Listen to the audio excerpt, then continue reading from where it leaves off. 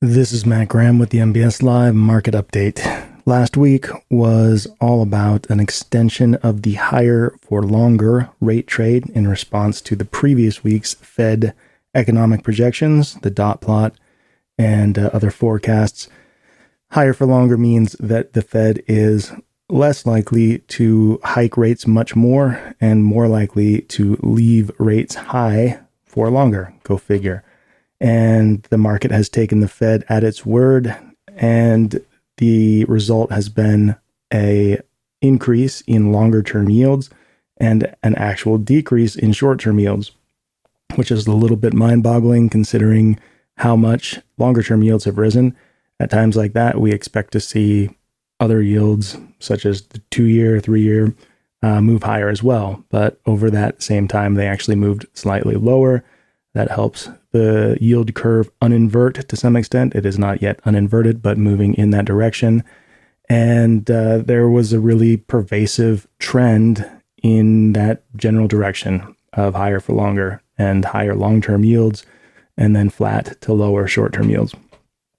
At the end of last week, volatility picked up, and in a paradoxical way, with some data coming in stronger than expected and bonds rallying on Thursday, and then data coming in a bond-friendly way on Friday with yields reversing a little bit.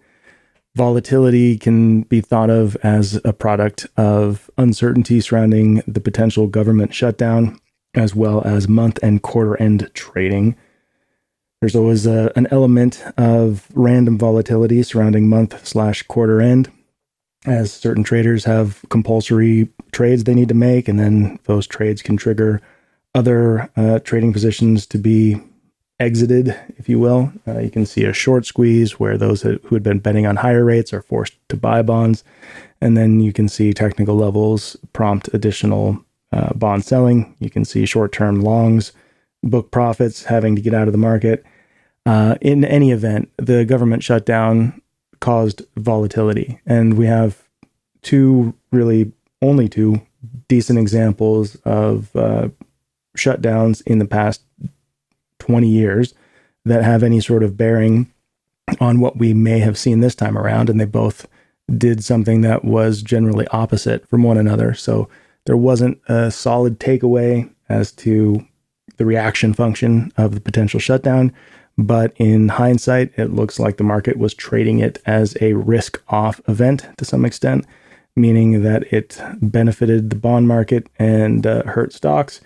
And the reason that we can sort of conclude that with the benefit of hindsight, well, at least if we're going to throw out the month and quarter end stuff, is that when the stopgap bill passed, and actually when the market first started trading after the stopgap bill passed, bonds lost ground and stocks gained ground simultaneously.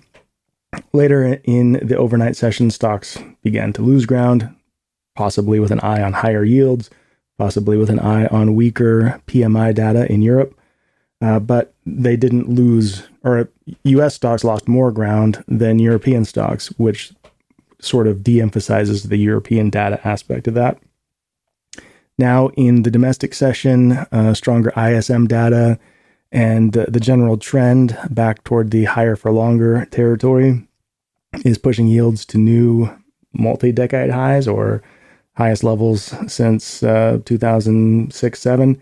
And mortgage rates probably going to be in the territory of the highest levels since 2001 when they fully come out today, or when reprices hit, because we're sort of losing some ground intraday.